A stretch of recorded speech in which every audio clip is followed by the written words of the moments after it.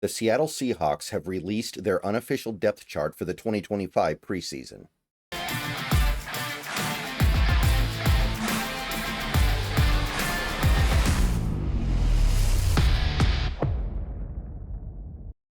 What's going on, everybody? Good morning. Happy Tuesday. We're just a couple days away from the first Seahawks preseason game. And yesterday evening, I wasn't able to make a video about it when it was actually initially dropped, but I do want to talk about it a little bit now. The Seahawks released their unofficial depth chart, and this is very much unofficial. This is not something we should be using to make hard, impossible to defy conclusions.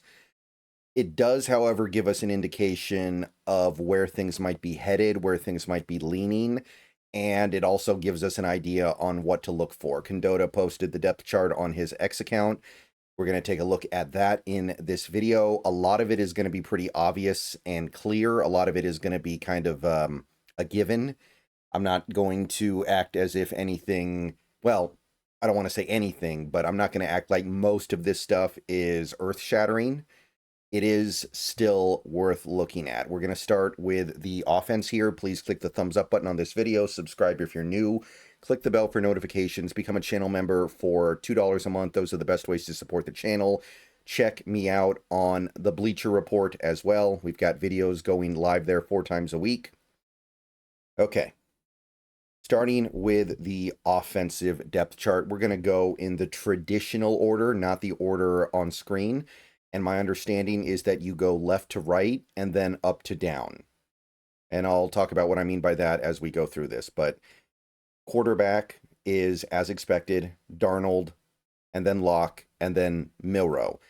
I think ESPN listed Milroe as number 2 ahead of Locke, but I seriously doubt that's the case in practice. I think that's just ESPN being ESPN and trying to just basically take shots in the dark on where they think things could end up. As of right now, it looks like Locke is number 2, and my understanding is that Locke has had a really good camp. I don't think he's done anything to lose that. Running back, we've got K9, still banged up right now, but still the lead back. Charbonnet, and then kind of interesting here, we have George Holani as your number 3 running back right now. Damian Martinez, because again, you're going left to right, and then up to down is your number 4 running back. I doubt that lasts, but it is interesting to note. Part of it is just Holani probably has the year of NFL experience that Martinez doesn't have, but it's worth noting. We have Jacardio Wright as a 5th string running back, and then Donovan Kaufman as a 6th string. Neither of those guys have really much of a chance of making the roster. Maybe one of them makes the practice squad. It depends on how many running backs we carry on the 53. So that kind of caught my attention. That may not last long, though. Next week, Martinez may jump Holani. And I'm not dissing on Holani at all. I just really like Martinez, and I think this team really likes Martinez.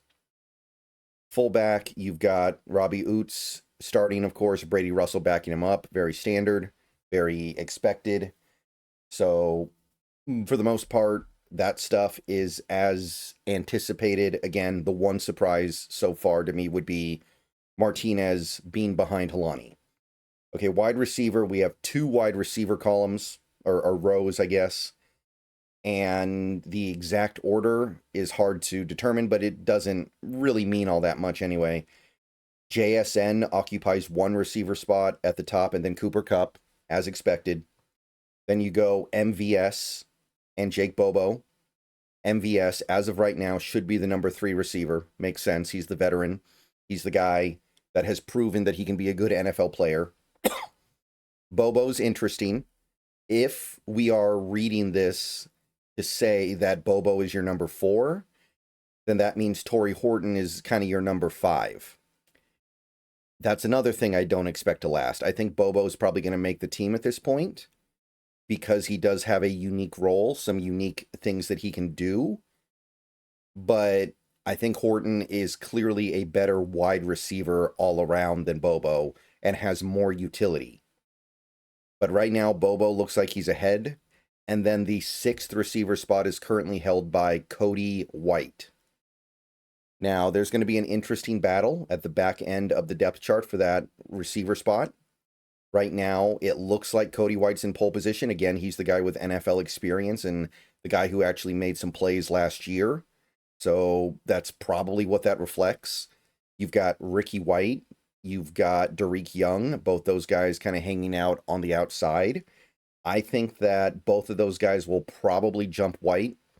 I think Ricky White ends up getting spot number 6, but don't count out Derek Young either. I think this just reflects the fact that Cody White actually did stuff last year. Ricky White was not in the NFL. Derek Young never really got on the field last year. Then you've also got Steven Sims, who has an outside chance of making it as a returner.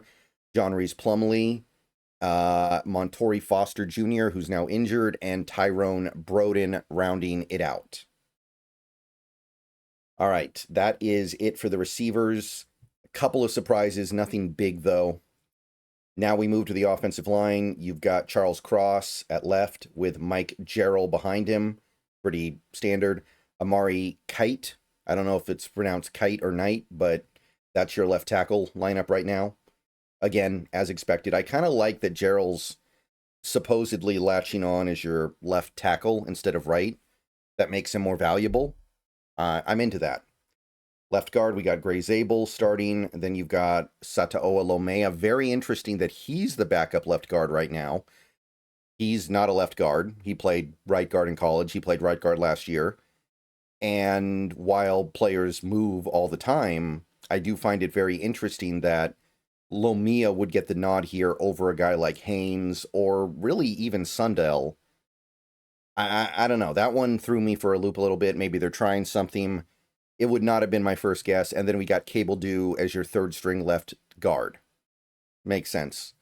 Center, this is our first explicit competition. Right now they say Oluwatimi is the starter, but they make it clear that Jalen Sundell is someone that they're looking at as a potential starter over here as well. They have the or. So Oluwatimi or Sundell. Kind of interesting. Not surprising. I get the sense that Oluwatimi is going to win the job. But there is some room for a guy like Sundell to still get in there. And then you've got Federico Moranges. Probably butchered that, my bad. As the third stringer. Right guard, we have a three-way battle right now. Anthony Bradford or Christian Haynes or Jalen Sundell. So they've got Sundell listed in competition in 2 places, which I think reflects how much they're interested in giving him a chance to play this year. They're still saying that Haynes is competing for right guard, but I think that recent events have clearly put Bradford ahead. And I have mixed thoughts on that, obviously, but at the end of the day, if Haynes gets hurt and he's not able to get these reps during this key competition time, then what can you do? Mason Richmond is also listed here. I guess he's like your 4th string right guard.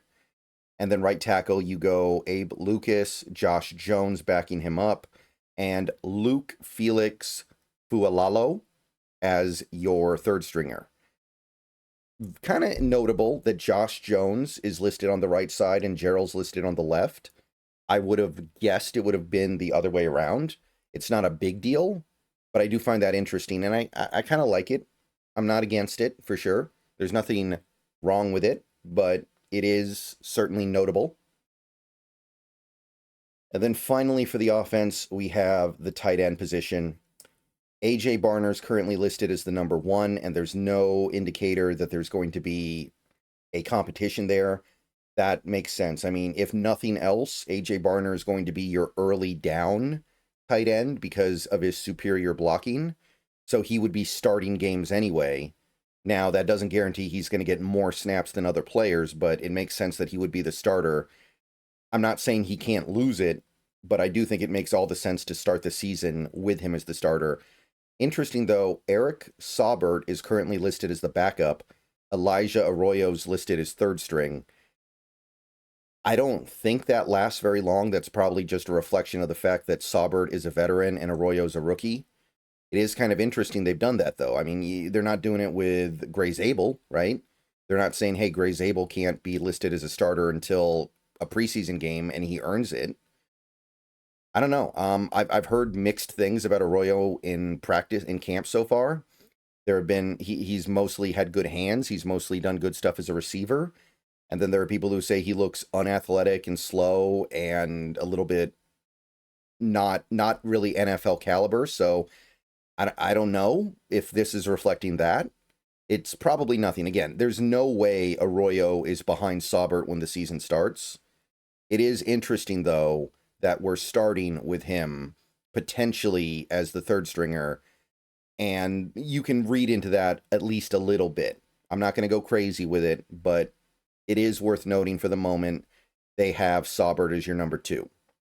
And then they also have Nick Collerup as your 4th and Marshall Lang as your 5th. And that's it for the offense. Later video, we're going to go through the unofficial depth chart on defense. That also will carry some interesting information. But for now, that's it for this video. Thank you for watching. Everyone have a great rest of your day. Go Hawks. See you guys later on.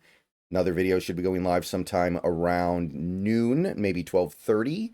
And we'll probably have a couple more videos later today. Stream with the Hawks Nest is tomorrow, pregame for the Raiders game. Be there, noon, tomorrow. Both our channels. Check it out. And everyone, have a great day. Go Hawks.